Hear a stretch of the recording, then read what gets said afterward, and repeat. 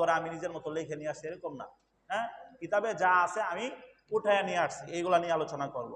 1 নম্বর প্রশ্ন, কার উপর কুরবানি ফরজ? প্রশ্ন অনেকগুলা, এই জন্য খুব সংক্ষেপে শেষ করার চেষ্টা করব। কার উপর কুরবানি করা ফরজ? বালেগ, প্রাপ্তবয়স্ক যাকে বলে, বালেগ, সুস্থ মস্তিষ্ক, পাগল নয়, বালেগ সুস্থ মস্তিষ্ক, নারী বা পুরুষ, বলেন নারী বা পুরুষ, যে নেশাব পরিমাণ মালের অধিকারী, ধরে রাখেন সহজের জন্য 1 লক্ষ টাকা অধিকারী, সে যদি 10ই জিলহজের ফজরের পর এই টাকার নেশাবের মালিক হয়ে থাকে, তার উপর কুরবানি ফরজ। সহজ হিসাব, এত আলোচনা করার দরকার নাই। নাবালেগ, অনেক সম্পদের অধিকারী হইতে পারে কিনা, মানে ছোট ছেলে, তার বাবা মারা গেছে, সম্পদের মালিককে ছেলে, কিন্তু ছেলের জন্য কুরবানি ওয়াজিব নয়, দিতে হবে না। অথবা অনেক অডেল সম্পর্কের মালিক ছিল, একসময় সে মেন্টাল হয়ে গেছে, পাগল হয়ে গেছে, তার মাথা ঠিক নাই, তার উপর কুরবানি ওয়াজিব নয়। বিষয়গুলো আমরা খেয়াল করবো ভালো করে। পাগলের উপর কুরবানি ওয়াজিব নয়, তার কুরবানি দিতে হবে না। এখন আসেন, আমরা যারা সমাজে কুরবানি করি তারা সবাই কি যাকাত দেই? দেই? বলেন, কথা বলেন না কেন? আমরা যারা কুরবানি করি তারা কি যাকাত দেই? দেই না।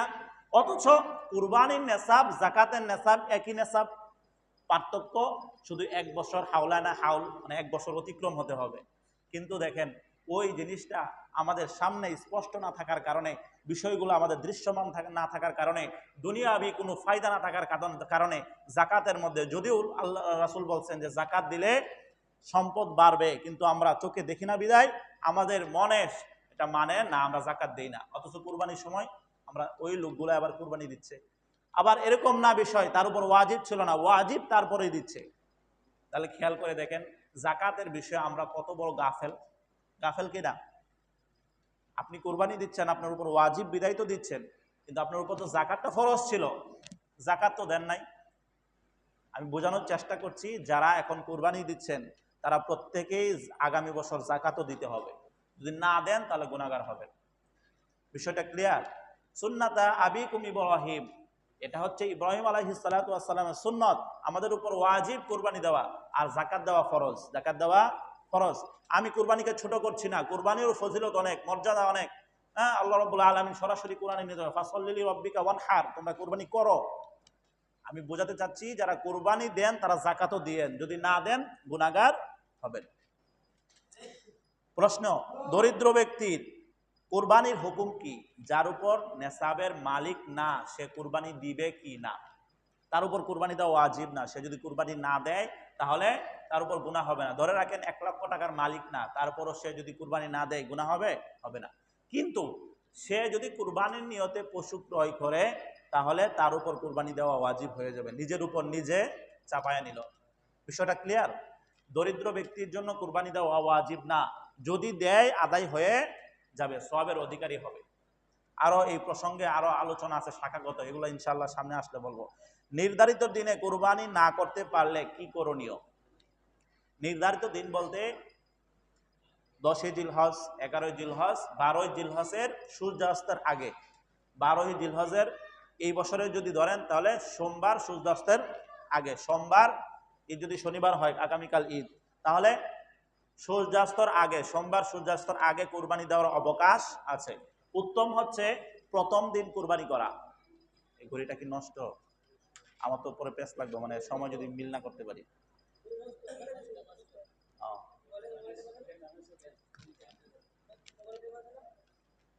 আমার একটা বাটন ফোন দিয়ে যাতে দেখা যায় টাইমটা, আপনার মোবাইলটা দিয়ে। এই আপনার মোবাইলটা, ঘড়িটা আনতে মনে নেই, আমরা তো শেষ করতে পারবো না, একটা আলোচনা লম্বা হবে, একটা কম হবে। আচ্ছা আচ্ছা, মনোযোগ দিয়ে শুনি। আচ্ছা, সবাই ওইদিকে না খেয়াল করি, যে কোন দিন আমরা কুরবানি করতে পারবো? আগামীকাল, অর্থাৎ শনিবার ঈদের নামাজের পর থেকে। ঈদের নামাজের আগে কুরবানি করলে কুরবানি সহি হবে না। ঈদের নামাজের পর থেকে সোমবার সূর্যাস্তর আগ পর্যন্ত কুরবানি করা যাবে। তবে কি বললাম, প্রথম দিন উত্তম। প্রথম দিন যদি না করতে পারেন, বাধ্যবাধকতা থাকে, যেমন এই বর্তমান যে আবহাওয়া, এরকম বৃষ্টি আসছে, আপনি প্রথম দিন করতে পারেন নাই, এরকম তারপর মনে করেন দ্বিতীয় দিন করলেন, দ্বিতীয় দিন যদি না করতে পারেন তৃতীয় দিন না করতে পারেন, পরবর্তীতে মাসালা আসবে যে কি করবেন পশুটাকে। তাহলে আমরা জানলাম কোন সময় কুরবানি করা যায়। আরেকটা শাখাগত মাসালা হচ্ছে রাতে কুরবানি করা যাবে কিনা। রাতে, যেমন কালকে শনিবার ঈদ, দিনে দিতে পারেন নাই, অনেক বৃষ্টি ছিল, রাতে বৃষ্টি নাই, রাত্রে দেওয়া অনুত্তম, দেওয়া যাবে। অনুত্তম কেন? কারণ কুরবানিটা আল্লাহ সন্তুষ্টির জন্য করা হবে। রাতে যত অন্ধকার থাকে, অন্ধকারের মধ্যে করতে গেলে কোনো ত্রুটি হওয়া যাওয়ার সম্ভাবনা থাকতে পারে। তবে যদি পর্যাপ্ত লাইটিং থাকে, কোনো ঝামেলা, সমস্যা নেই। সতর্কতা অবলম্বন করা। আমরা যেহেতু আল্লাহর জন্য প্রাণী উৎসর্গ করব, এই জন্য আমরা চাই উত্তমটা করার জন্য, নাকি? ইনশাআল্লাহ দিনে করার চেষ্টা করব, রাতে করলেও সমস্যা নাই। এখন প্রশ্ন হতে পারে, এই 3 দিনের মধ্যে আপনি পশু ক্রয় করতে পারেন নাই, কোনো একটা দুর্ঘটনার কারণেই হোক অথবা অবস্থার প্রেক্ষিতের কারণেই হোক, করবেনটা কি? আপনি 3 দিনের মধ্যে পশু কুরবানি করতে পারেন নাই, পশু ক্রয় করছেন কিন্তু কুরবানি করতে পারেন নাই, তাহলে 3 দিন যদি অতিবাহিত হয়ে যায়, এই পুরা প্রাণীটা সৎকা করে দিতে হবে। এরকম মুসিবত আসে কিনা? আসে না? আপনি অ্যাক্সিডেন্ট করছেন হাসপাতালে, আপনি কুরবানি দিবেন, আপনার জানেই তো বাঁচে না, জান নিয়ে এরকম হাসপাতালে ভর্তি আছেন। এরকম নজির আমরা দেখি না? আলামিন ভাই অসুস্থ, তাই না? হাসপাতালে আছেন, দোয়া করি আমরা যেন সুস্থ হয়ে ফিরেন। আমি আমার সঙ্গে কথা হয়েছে, বলছে মনে হয় 1 মাস পর্যন্ত পঙ্গুতে আছে, 1 মাস পর্যন্ত থাকতে হতে পারে, বেশি সময় লাগতে পারে। যাক, বলতেছিলাম কোনো কারণে যদি কুরবানি করতে না পারেন, কিন্তু আগে পশু কিনা হয়ে গেছিল, তাহলে পশুটা আমরা সৎকা করে দেব গরিবদের মধ্যে। আপনি পশু জবাই করে ফেলছেন, তাহলে গোশত, পুরা গোশত কি করব? সৎকা করে দিতে হবে। এই ক্ষেত্রে একটা সূক্ষ্ম বিষয় আছে, যদি আপনি জবাই করেন তাহলে গোশতটা ওজন করতে হবে। ওজন করার পর, ধরেন উদাহরণস্বরূপ আপনি 1 লক্ষ টাকার দিয়ে গরু কিনছেন, কিন্তু ওজন করে দেখেন 1 লক্ষ টাকার গোশত নাই বাজার দর অনুযায়ী, তাহলে যদি কম হয় টাকার হিসাবে যদি কম হয়, 90,000 টাকার গোশত হয়েছে, গোশতও সৎকা করতে হবে, অতিরিক্ত 10,000 টাকাও সৎকা করতে হবে। বিষয়গুলো একটু সূক্ষ্ম, খেয়াল করবেন। আপনি নির্ধারিত দিনে কুরবানি করতে পারেন নাই, পশু সৎকা করে দিবেন, জীবিত পশু সৎকা করেন নাই, জব করে ফেলছেন, জব করার পরে গোশত সৎকা করে দিতে হবে। গোশত সৎকা করার ক্ষেত্রে আপনি পরিমাপ করবেন যে এই জায়গায় 1 লক্ষ টাকার গোশত আছে কিনা, অর্থাৎ পশু যত টাকা দিয়ে ক্রয় করছেন, যদি গোশত কম হয় তাহলে আরো ওই টাকাটা পূরণ করে সৎকা করতে হবে। প্রশ্ন, রাতে কুরবানি করা যাবে কিনা, আলোচনা চলে আসছে, করা যাবে। কুরবানির পশু হারিয়ে গেলে করণীয় কি? কুরবানি গরু কিনছেন, সেই গরু বাজার থেকে ছুটে গিয়ে হারায় গেছে, তাহলে আপনি কি করবেন?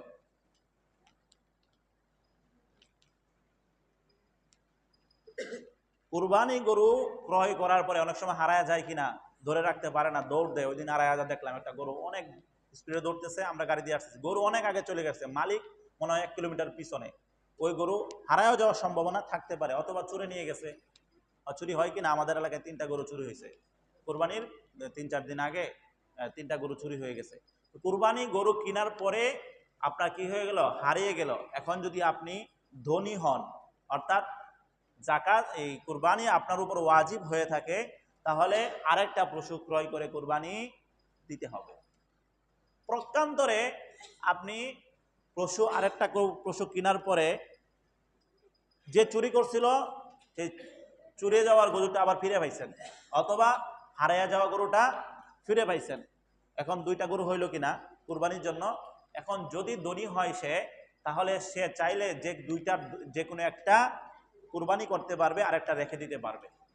এখন খেয়াল করেন, যদি আপনার উপর কুরবানি ওয়াজিব না হয়ে থাকে, আপনার উপর কুরবানি ওয়াজিব ছিল না, আপনি একটা পশু ক্রয় করছেন, ক্রয় করার পরে পশুটা হারায় গেছে, আপনার উপর আর দ্বিতীয়বার গরু কিনা কুরবানি দেওয়া লাগবে না। কিন্তু সে এত আবেগী যে কুরবানি দিবেই, গরিব হওয়া সত্ত্বেও আরেকটা গরু কুরবানি করছে, কিনে আনছে, কিনে আনার পর হারিয়ে যাওয়া গরুটা ফিরে পাইল, তাহলে গরিবের ক্ষেত্রে কথা হচ্ছে একটা নয় 2টাই দিতে হবে। কয়টা? একটা নয় 2টাই দিতে হবে। তো তুমি দুইটাকে তোমার উপর ছিল না, তুমি নিজে নিজে তোমার উপর ওয়াজিব করছো, এই জন্য একটা নয় দুইটা দিতে হবে। এটা কার জন্য? গরিবের জন্য। কারণ এই যে মান্নত বিষয় হচ্ছে জরিমানা, মান্নত বিষয় কি? জরিমানা। মান্নত আমরা কম করব, মান্নত করব না, এটা নিজের উপর নিজে এর জরিমানা আরোপ করা। ঠিক তেমনি ভাবে ওই ব্যক্তি এরকম কাজটা করার কারণে তার দুইটাই দিতে হবে, না দিলেও কোনো অসুবিধা ছিল না। আচ্ছা, পশুর বয়স কত হতে হবে? আমরা এটা জানি, এটা স্বাভাবিক বিষয়, তারপরও বলি সমাজে কিছু পেঁয়াজ আছে, আমার সাথে 2,500 ওই দিন কথা কাটাকাটি হয়ে গেছে। যদি ছাগল ভেড়া দুম্বা, ছাগল ভেড়া দুম্বা 1 বছর হওয়া লাগবে। ফুকায়ে কেরাম লেখেন যদি ভেড়া আর দুম্বা যদি 6 মাসের বেশি হয় এবং দেখতে মনে হয় মোটা সাদা যে 1 বছর হয়ে গেছে, তাহলে সেটা দিয়েও হবে, ছাগল হবে না, ছাগল 1 বছরই লাগবে। খেয়াল করবেন, ছাগল ভেড়া দুম্বা নিয়ম কয় বছর? 1 বছর। এটা 1 বছর, এটাই মাসালা। ফুকায়ে কেরাম অবকাশ দিয়েছেন ভেড়া আর দুম্বা যদি 6 মাসের বেশি, এরপরে দেখতেও যদি মনে হয় তাজা তাজা আছে, 1 বছরের মতো লাগে, গায়ে গায়ে বড় হয়ে গেছে, অনেক আছে না যে তাড়াতাড়ি বড় হয়ে যায়, মানুষের মধ্যেও কিছু মানুষ আছে যে বয়স কম, মোটা তাজা হওয়ার কারণে বেশি বয়স মনে হয়, তাহলে ওইটা দিয়েও কুরবানি করা যাবে। তারপর আসেন গরু মহিষ 2 বছর। কয় বছর? 1 দিন কম হলেও কুরবানি হবে না। এই ক্ষেত্রে আপনাদের 2,500 যে ভুল ধারণা আছে, আমি যেটা বুঝলাম, আমার সাথে কথা হয়েছে, বলতেছে যদি শিং যদি বড় দেখা যায়, শিং যদি বড় হয়ে যায় অথবা 1 মুঠ হয়ে যায়, তাহলে কোরবানি দেওয়া যাবে। আমার সাথে যেটা বললো আর কি, আমি বলতেছি, আসলে আপনাদের মধ্যে এরকম ধারণা যদি থাকে এটা বাদ দিয়ে দেন। শিং যদি বড় হয়ে যায়, 2 বছর হয় নাই, এটা দিয়ে কোরবানি হবে না, কোরবানি হবে না, 1 দিন কম হলেও হবে না। প্রকান্তরে কুরবানির আমরা দাঁত দেখে গরু কিনি কিনা, দাঁত কয়টা, একটা নাকি 2টা, দাঁত কোনো বিষয় না, বয়স হচ্ছে মূল বিষয়। তবে সাধারণত যেহেতু 2 বছর হওয়ার পরে দাঁত পড়ে, এই জন্য আমরা দাঁতটা দেখি। যদি কুরবানির পশুর দাঁত নাও পড়ে, তারপরও 2 বছর হয়ে যায়, কুরবানি জায়েজ হয়ে যাবে।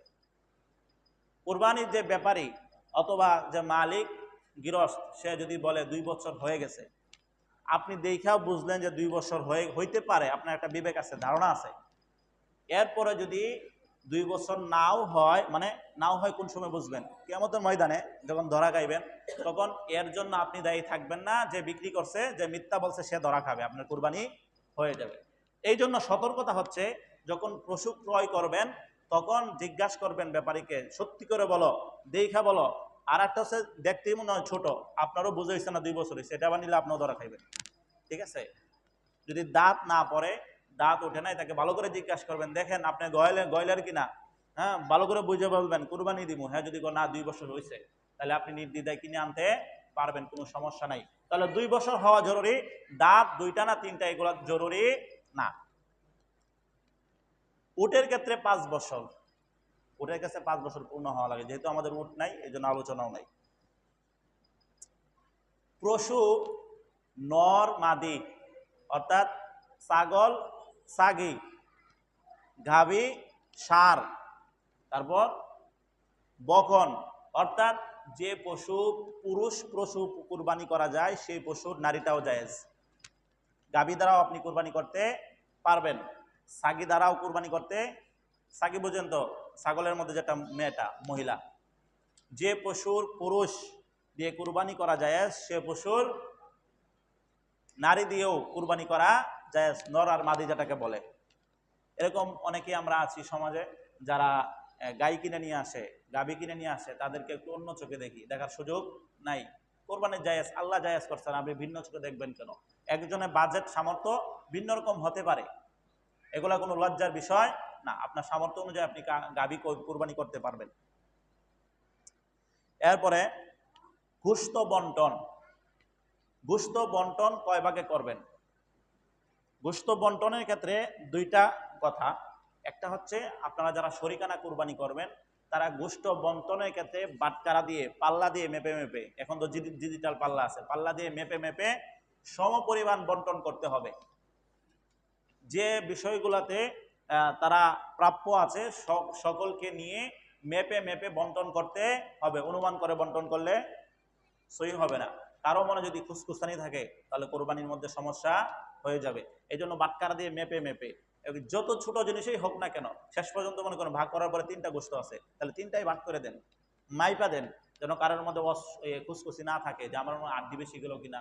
তারপরে এই বিষয়গুলা এবং বিষয়গুলো প্রত্যেকটা জায়গার গোশত আলাদা আলাদা বন্টন করার চেষ্টা করবেন। যেমন রানের গোশত এটা আলাদা বন্টন করে দেন, সিনার গোশত আলাদা বন্টন করে দেন, সবচেয়ে উত্তম, সবার মধ্যে সুন্দরভাবে যাবে। আপনি সব মিক্স করে দিয়েছেন, একজনের কাছে সিনার 2টা চলে গেছে, ও মনে করবে আমার ওরা অথচ আমি জিতছি, আর আরেকজনকে আরে আমার তো লস হয়ে গেল মনে মনে, যদিও সামাজিক কারণে এগুলো প্রকাশ করে না, অন্তরের বিষয়। হ্যাঁ, আল্লাহ রাব্বুল আলামিন কি দেখেন?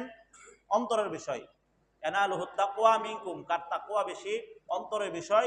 এইগুলো আল্লাহ যাচাই বাছাই করেন, কে গোশত বেশি পাইলো কম পাইলো, হ্যাঁ, তারপর মাপ দিয়া কি ঠগা হইলো নাকি, এগুলা দেখার বিষয় না। এই জন্য মেপে মেপে গোশত বন্টন করতে হবে। 3 নাম্বার কথা, আপনি যে অংশটা বন্টনের পরে পাইলেন, এই পাওয়ার পরে এই গোশতটা 3 বন্টন করা জরুরি। জরুরি বলতে মুস্তাহাব। কি মুস্তাহাব? বিষয়গুলো খেয়াল করবেন।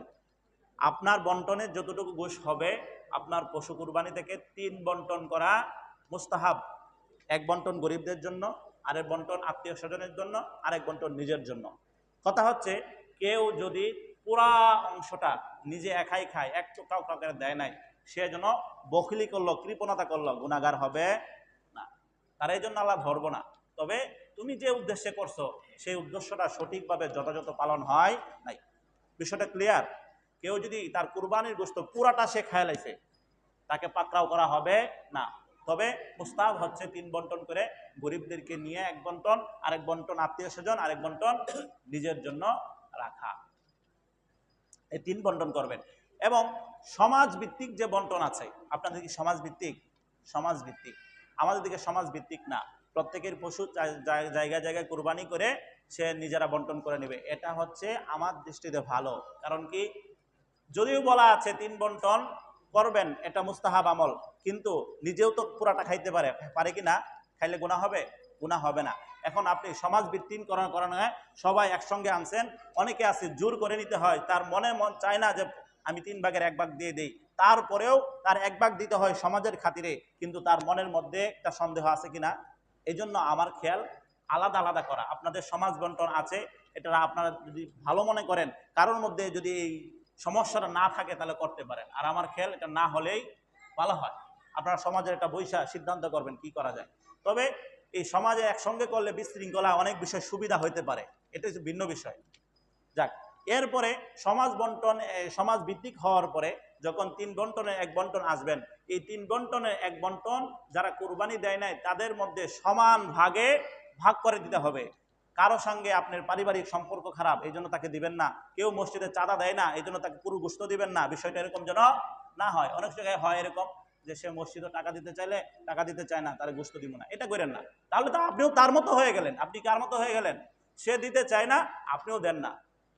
বিষয়টা ক্লিয়ার হচ্ছেন? কেউ যদি মসজিদে না দিতে চায় টাকা, সে তার ব্যক্তিগত বিষয় দেয় নাই, পরবর্তীতে তার এটা নিজের সব হয় নাই, এই জন্য যে তার প্রাপ্যটা সে যে পাবে অংশটা এটা আপনি রেখে দিলেন, তাহলে আপনিও তো তার প্রতি জুলুম করলেন কি না? এটা করা যাবে না, সবাইকে দিয়েন। আপনাদের মধ্যে এরকম স্বপ্ন থাকতে পারে, অনেক জায়গায় আছে। এরপরে পশু কেনার পর শরিক করা যাবে কিনা। আপনি একটা পশু কিনছেন 3 জনে অথবা 4 জনে অথবা 6 জনে, আরো শরিক নেওয়া যাবে। তো উত্তম হচ্ছে না নেওয়া, উত্তম হচ্ছে কি শরিক না করা। কিন্তু যদি শরিক করতে চান, আপনার ভাই প্রথমে বলছে কুরবানি দিবে না, আপনি পশু কিনছেন, এরপর ভাই আমার লইলো তোর কুরবানি গরুর মধ্যে, নিতে পারবেন। উত্তম হচ্ছে আপনার ভাইয়ের যে টাকাটা হবে সেই টাকাটা সৎকা করে দেওয়া। উত্তম কি? সৎকা করে দেওয়া। আর যদি টাকাটা সৎকাও না করেন, নিজেদের মধ্যে আবার বাদ করে নিয়ে নেন, সমস্যা নাই, নিতে পারবেন, অংশগ্রহণ করাতে পারবেন, তবে 7টার বেশি না, 7-এর ভিতরে থেকে। এরপরে ল্যাংরা, অন্ধ, দাঁত নেই এমন পশু দ্বারা কুরবানি জায়েজ হবে কিনা। ল্যাংরা, 3 পায়ে ভালো, 1 পায়ের উপর ভর করতে পারে না, ওই পশু দ্বারা কুরবানি করা যাবে না। বিস্তর আলোচনা, সময় কম, তাড়াতাড়ি বলছি। অন্ধ পশু কুরবানি করা যাবে না। হ্যাঁ, দাঁত নেই পশু, যে একটাও দাঁত নেই, কুরবানি করা যাবে না। ঘাস চিবায় খাইতে পারে না, ওই কুরবানি করা যাবে না। আর 1-2টা দাঁত তো পরে, এগুলা ব্যাপার না, ঘাস যদি খাইতে পারে তাহলে হবে। এমন পশু দ্বারা কুরবানি করা না যায়। শিং ভাঙা, এমন ভাবে শিংটা ভাঙছে যে মস্তিষ্কের মধ্যে তার আঘাত পাইছে, অর্থাৎ মাথার মধ্যে চাপ লাগছে, একেবারে গোড়া থেকে ভাঙে ভিতরে চলে গেছে, এটাতে জায়েজ নেই। আর আংশিক শিং যদি ভাঙে, অর্ধেক যদি ভাঙে, গোড়া থেকে ভাঙে কিন্তু তার ভিতরে আঘাতপ্রাপ্ত হয় নাই মস্তিষ্কের ভিতরে, তাহলে এটাতে কুরবানি চলবে। কান কাটা, কান যদি অর্ধেকের বেশি কাটা হয় তাহলে জায়েজ হবে না, কম যদি হয় সামান্য হয়ে যাবে, এই বিষয় হবে না। লেজ অর্ধেক কাটা, জায়েজ হবে না কুরবানি করা। অর্ধেকের থেকে কম কাটা জায়েজ হবে, অর্ধেকের থেকে বেশি কাটা জায়েজ হবে না। সময় কম, সংক্ষেপে বলছি। তারপর কিনার পর ত্রুটি দেখা দিল, তাহলে কি করবেন? গরু ক্রয় করছেন, ক্রয় করার পরে এই যেগুলো বললাম, লেজ কাটা, শিং কাটা, পা ভাঙা, কোনো একটা সংগঠিত হয়ে গেছে, তাহলে এই পশু দ্বারা কুরবানি করা যাবে না, আরেকটা পশু কিনতে হবে। বন্দা পশু দ্বারা কুরবানি করা যাবে কিনা? বন্দা মানে হচ্ছে এরকম গাভী, যে গাভীর 2 বছর পূর্ণ হয়েছে কিন্তু কোনো ব্যান দিচ্ছে না, অর্থাৎ বাছুর টাছুর কিছু হচ্ছে না, এরকম চর্বি হয়ে স্বাস্থ্যবান হয়ে গেছে, এই পশু দ্বারা কুরবানি হবে, সমস্যা নাই, যাদেরকে বন্দা বলে। তারপর জবাই কে করবেন? জবাই করবেন পশুর কুরবানিদাতা, যে কুরবানি দিবে সে জবাই করবে, যে কুরবানি দিবে সে জবাই করবে, উত্তম। আর যদি এই কাজটা আপনি না পারেন, অন্য কারা দিয়ে করান, অবশ্যই অবশ্যই তার পারিশ্রমিক দিতে হবে। সে যদি হুজুর হয় তাহলে দিবেন, হুজুর ছাড়া যদি অন্য কেউ হয় তাহলেও দিতে হবে, ছাত্র হলেও দিতে হবে, হুজুর হলেও দিতে হবে, হুজুর না হলেও পারিশ্রমিক দিতে হবে, যে জবাই করবে তাকে পারিশ্রমিক দিতে হবে। 5-7 মিনিট মনে হয় একটু বেশি হইতে পারে, শেষ করবো না, বলবো কিছু মাসালা, তাড়াতাড়ি সংক্ষেপে শেষ করে দিই। জবাইয়ে একাধিক ব্যক্তি শরিক হলে কি করবে? সাধারণত নিয়ম হচ্ছে, যদি মানুষ মালিক মনে করেন শুরু করছে জবাই করতে, কিন্তু ভয় পায় লাইছে, এটা তো একটু ভয় পাওয়ার জিনিসই, সে ছাইড়ে দিছে, আরেকজন শুরু করলো, এরকম ভাবে যত মানুষ জবাইয়ে শরিক হবে, চাকুর মধ্যে ধরবে, ছুরির মধ্যে অংশগ্রহণ করবে, সকলকেই বিসমিল্লাহ পড়তে হবে। কোনো একজনকে যদি বিসমিল্লাহ না পড়ে তাহলে কুরবানি হবে, ঠিক আছে? এটা ইচ্ছাকৃতভাবে যদি বাদ দেয়। এই বিষয়ে লম্বা আলোচনা আছে, পরবর্তীতে ইনশাআল্লাহ আলোচনা হবে। পশু দিয়ে উপকৃত হওয়া যাবে না। কুরবানির জন্য পশু কিনছেন, এখন গাই দেখা যায় উলানের মধ্যে দুধ, আপনি দুধ দহন করে আপনি খাইছেন, করা যাবে না। অথবা এখন তো হাল চাষের সময় নাই, কুরবানি কিনছেন, একটা গরু আছে, আর একটা গরু হইলে হাল চাষ করা যায়, ওই কুরবানি গরু না লাগাই দিচ্ছেন, করা যাবে না। অথবা আপনার বাচ্চাকে আনন্দ দেওয়ার জন্য ওই পশু কুরবানির পশুর উপরে বসাইছেন, করা যাবে না। কারণ এর দ্বারা আপনার বাচ্চা আনন্দ হইল, আনন্দ পাইল। এই আনন্দ যদি আপনি পার্কে গিয়ে করতেন, একটা ঘোড়ার পিঠে উঠাইতেন, 20 টাকা 100 টাকা দেওয়া লাগতো কিনা, আপনি তো উপকার নিছেন, করা যাবে? এটা কোনো উপকার নেওয়া যাবে না। তবে হ্যাঁ, যদি গাভীর দুধ দহন না করার কারণে কষ্ট হয়, অনেক সময় গাভীর উলান বুঝা যাইতেছে পশুটা কষ্ট হইতেছে, যে গাড়ির মধ্যে অনেক দুধ চলে আসছে, তো এটা দহন করে সৎকা করে দিতে হবে, খাওয়া যাবে না। এরকম প্রাসঙ্গিক অনেক মশলা ছিল। এক শরিক মারা গেলে করণীয় কি? গরু কিনছেন 3 জনে, একজন মারা গেছে, মারা যাওয়ার পরে বলতে হবে তার উত্তরের দিকে যারা আছে, ভাই আপনারা কি থাকবেন না চলে যাবেন? যদি বলে থাকবো, কুরবানি দিবেন, আর যদি বলে চলে যাব, তার অংশের টাকা ফেরত দিয়ে দিতে হবে। মৃত ব্যক্তির পক্ষ থেকে কুরবানি করা জায়েজ হবে কিনা? আপনার দাদা, আপনার বাবা, আপনার আম্মা, শ্বশুর শাশুড়ি মারা গেছেন, তাদের নামে কুরবানি করা জায়েজ, দেওয়া যাবে, কুরবানি দিবেন, ভালো। গোশত, এই কুরবানির গোশত আপনারাও খাইতে পারবেন যদি মান্যতের না হয়, অথবা ওসিয়তের না হয়ে থাকে, তাহলে খাইতে পারবেন। গোশত জমিয়ে রাখা যাবে কিনা, অর্থাৎ ফ্রিজিং করা যাবে কিনা? যাবে, মানে কিয়ামত পর্যন্ত ফ্রিজিং করে রাখেন, কোনো সমস্যা নাই। অনেকে বেশি পাক না আছে, 3 দিনে বেশি রাখা যেত না, ওই মন করা কথা চলবো না, কিয়ামত পর্যন্ত রাখেন আপনি, সমস্যা নেই। তো পচায়েন না, এতে গরিবদের দিয়ে দিন। গোশত বা চর্বি বিক্রি করা জায়েজ আছে কিনা? কুরবানি গোশত বিক্রি করা জায়েজ নাই, চর্বি বিক্রি করা জায়েজ নাই, ভুঁড়ি বিক্রি করা জায়েজ নাই। যদি কেউ অজ্ঞতার কারণে বিক্রি করে ফেলে, তাহলে ওইগুলা সৎকা করে দিতে হবে, গরিবদেরকে দিয়ে দিতে হবে। কিগুলা? টাকাগুলা দিয়ে দিবেন। এরপরে গোশতকে পারিশ্রমিক হিসেবে দেওয়া আছে কিনা, খুব গুরুত্বপূর্ণ মাসালা। গোশতকে পারিশ্রমিক হিসেবে দেওয়া যায় আছে কি না, সমাজে আমাদের মধ্যে অহরহ চলতেছে, হইতেছে, এগুলো থেকে আমাদের বিরত থাকতে হবে। কিভাবে? আপনি কোরবানি গরু জবাই করতেছেন, সাথে আপনি পারেন না, এই জন্য লোক নিছেন, আপনার ভাই হোক, আপনার চাচা হোক, পাড়ার প্রতিবেশী একজনকে নিছেন, ভাই সহযোগিতা করে গোশত জবাই করার পরে তারা 5 কেজি গোশত দিয়ে দিচ্ছেন, 2 কেজি গোশত দিচ্ছেন, কোনো টাকা টোকা দেন নাই, সে সারাদিন চামড়া খসাইলো, কাটলো, তারা কি দিচ্ছেন? গোশত দিচ্ছেন, টাকা দেন নাই, জায়েজ নাই। আপনি কেমন জানি কুরবানির গোশত দিয়ে কি করলেন? পারিশ্রমিক দিলেন, জায়েজ নাই। তাকে টাকা দিতে হবে। একদিনের শ্রম কত হতে পারে? একদিনের মধ্যে যদি শ্রমটা ঈদের দিন হয় তাহলে কত টাকা হতে পারে, সেই হিসাব করে তাকে টাকা দিবেন।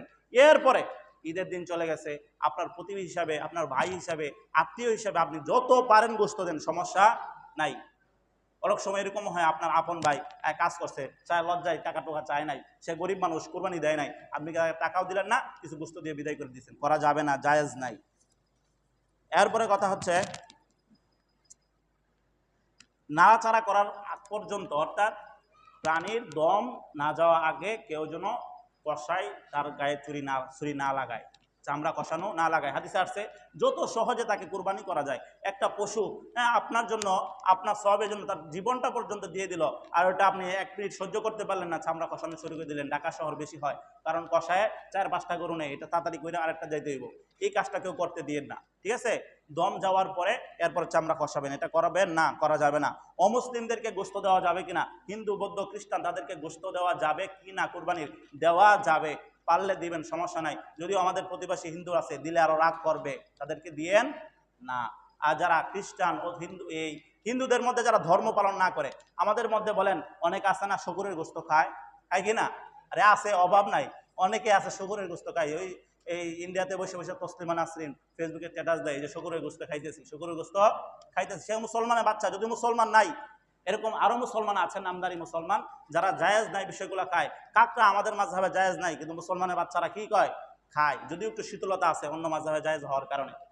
যাক, অমুসলিমদেরকে কুরবানি গোশত দেওয়া যাবে, হিন্দুদেরকে দেওয়া যাবে। আমাদের এলাকায় কয়েকজন হিন্দু আছে যারা কুরবানি গরুর গোশত খায়, মানে তারা তো ধর্মকে বেশি মানে না। আমাদের মধ্যে যেমন আছে নামাজ ঠিক মতন পড়ে না, রোজা রাখে না, এরকম তাদের মধ্যেও আছে। তারা যদি খাইতে চায় খাওয়াতে পারবেন, সমস্যা নাই। আর যদি মনে করেন মারামারির ভাব হইব, তাহলে দিয়েন না। পাগল পশু কুরবানি করা জায়েজ যাবে কি না? পাগল পশু কুরবানি করা যাবে, তবে হ্যাঁ, যদি এরকম পাগল হয় যে খায় না, বেশি পাগলামি করে, একেবারে পাগলামি করার কারণে সে বাঁচার কোনো অবস্থা নাই, এরকম গরু দেওয়া হবে না। স্বাভাবিক যেটা আমরা বলি এটা পাগলা গরু, এটা গুতা মারে, এসব দিয়ে কি করা যাবে, কুরবানি করা যাবে। তারপর সামর্থ্যবান ব্যক্তি যদি রাসূল সাল্লাল্লাহু আলাইহি ওয়াসাল্লাম পক্ষ থেকে কুরবানি করে, জায়েজ হবে, দেওয়া উত্তম, আপনারা দিবেন। আলী রাদিয়াল্লাহু তাআলা আনহু রাসূল আকরাম সাল্লাল্লাহু আলাইহি ওয়াসাল্লামের পক্ষ থেকে কুরবানি করেছেন, আপনারাও করবেন। এরকম মনে করেন 6 অংশ হয়েছে, তাহলে একটা রাসূল সাল্লাল্লাহু আলাইহি ওয়াসাল্লাম পক্ষ থেকে দিয়ে দিবেন। আপনারা 6 শরীকে করছেন না, অথবা 4 শরীক, অথবা কেউ 5 শরীক আছে, শরীক আরো বাকি আছে না, তাহলে একটা রাসূলের পক্ষে নিয়ত করে নেবেন সবাই মিলে। পারবেন না ইনশাআল্লাহ? করার দরকার। এরপরে বিদেশ থাকা ব্যক্তি দেশে কুরবানি করতে পারবে কিনা? আপনার ছেলে থাকে বিদেশ, আপনার ছেলের উপর কুরবানি ওয়াজিব, কিন্তু আপনি গরিব হওয়ার কারণে আপনার উপর ওয়াজিব না, সে কি দেশে দিতে পারবে কিনা? হ্যাঁ, দিতে পারবে। পৃথিবীর যে প্রান্তেই থাকুক, অপর প্রান্তে কুরবানি গোশত কি করতে পারবে, কুরবানি করতে পারবে। তবে হ্যাঁ, পশু যে জায়গায় থাকবে ওই জায়গার সময় অনুযায়ী কুরবানি করতে হবে। আপনার ছেলে সৌদি আরব, এই জন্য আজকে ওই ঈদ চলতেছে, আপনি আজকে যদি কুরবানি করেন হবে না। পশু যে জায়গায় থাকবে ওই জায়গার সময় অনুযায়ী কুরবানি করতে হবে। আজকে ঈদ না সৌদি আরব, মানে আপনার ছেলে কুরবানি দিব, আপনি এই জায়গায় আজকে করতে পারবেন কুরবানি, হবে না। পশু এই জায়গায় সময় বেশি হয়ে যাচ্ছে। এরপরে ঈদুল আজহার দিন গোশত দিয়ে প্রথম খাবার খাওয়া মুস্তাহাব। সারাদিন রোজা রাখা, সর্বপ্রথম গোশতটা সারা তাড়াতাড়ি নিয়ে বিবিকে দেওয়া, তাদের রান্না করে দাও, এটা দিয়ে খাওয়া কি মুস্তাহাব। মুরগি জবাই করা যাবে কিনা? হাস্যকর অনেক প্রশ্ন আসে দেখে বলতেছি, যে অনেকে আছে যারা সামর্থ্য নেই তারা মুরগি জবাই করে ওই দিনে। তো যারা সামর্থ্য আছে, ওই বেটা আজকে মুরগি জবাই করা জায়েজ আছে না, এগুলা টিটকারি মারা যাবে না, মুরগি জবাই করা জায়েজ। তবে হ্যাঁ, যারা কুরবানি দিতে পারেন না, তারা যদি এই কথা কন যে আজকে আমি মুরগি জবাই দিতেছি, কুরবানি দিতেছি, এটা করেন না। কুরবানি আপনি মুরগি খাওয়ার জন্য জবাই করতেছেন, করেন, সমস্যা নাই, কিন্তু কুরবানির নিয়তে মুরগি, ছাগল, এগুলা ছাগল না, মুরগি, হাঁস কি করা যাবে, জবাই করা যাবে না, আর খাওয়ার নিয়তে করা যাবে। চামড়া সম্পর্কিত মাসালা, এটা একটু বেশি আলোচনা লম্বা ছিল। চামড়া যদি বিক্রি করে দেন, আর একটা আজীব মাসালা শোনাই, চামড়া খাওয়া জায়েজ। চামড়া খাওয়া কি জায়েজ? আগে শুনছেন? জায়েজ, চামড়া খাওয়া জায়েজ। আপনার কুরবানির পশুর চামড়া আপনি যদি প্রসেসিং করে খেতে পারেন, এটা আপনার জন্য জায়েজ, কাউকে টাকাও দিতে হবে না। যদি বিক্রি করেন, অনেকে জিজ্ঞেস এটা কেমনে খায়, ভুড়িটা কেমনে খান, ওটার ভিতরে তো ময়লা থাকে, ওটা কেমনে খান প্রসেসিং করে? এটা তো আরো সহজ নাকি, দেখতে আরো সুন্দর দেখা যায়, উপরের পশমগুলো ফালাই দিলে আর কত সুন্দর ফ্রেশ, খাওয়া যাবে, খাইলেই খাই যাবেন। তারপর ঠান্ডার বিষয় আলোচনা আছে না, দেখতে কেমন দেখা যায়, অত এটা কি জায়েজ, আমরা খাই না, এই জন্য কাঁকড়া খাইতে পারে না, ঠান্ডা খাইতে পারে না, না। আর চিন্তা করেন এটা কেমনি ইসলামে জায়েজ করছে, কাঁকড়াটা কেমন দেখা যায়, খুব সুন্দর দেখা যায়, আমরা দেখতে দেখতে অভ্যস্ত হয়ে গেছি, এই জন্য এটা সহজ মনে হয়। চিংড়িটা খুব ভালো দেখা যায়, বড় বড় পা, এরকম বিশ্রী দেখা যায় না, দেখতে দেখতে অভ্যস্ত হয়ে গেছে, এই জন্য এটা সহজ মনে হয়। আর এটা আমরা দেখে অভ্যস্ত না, এই জন্য এটা কঠিন মনে হয়। যাক, বলতেছিলাম চামড়ার বিষয়ে, যদি বিক্রি করেন এটা গরিবের হক হয়ে যায়। বিক্রি করলে কার হক? গরিবের হক। এই গরিবের হকটা তাদেরকে প্রাপ্য বুঝিয়ে দিতে হবে। গরিব দুই রকমের, একটা হচ্ছে